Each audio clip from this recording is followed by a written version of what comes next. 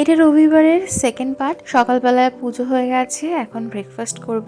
আজকে ব্রেকফাস্টে বানিয়েছিলাম ইডলি, সাম্বার আর তার সাথে টমেটো আর ছোলা বাদাম দিয়ে একটা চাটনি। তবে রিওকে বানিয়ে দিয়েছিলাম ধোসা, আর ও খুব মজা করে খেয়েছে সাম্বার আর চাটনিটা দিয়ে। যেহেতু ছুটির দিন, বাচ্চারা নিচে খেলতে এসেছিল, রিও গেছে খেলতে, এসে রেডি হয়ে বেরোবে, আমিও সেই সুযোগে রেডি হয়ে নিই।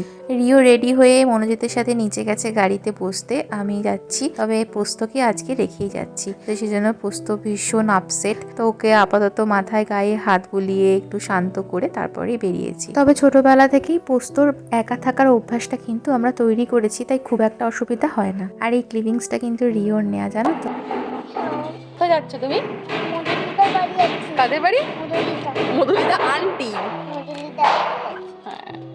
রিও সকালে গেছিল ফুটবল ক্লাসে, তারপর ওখান থেকে এসে নিচে গিয়ে প্রচুর দৌড়েছে, তাই গাড়িতে উঠেই ঘুমিয়ে পড়েছে।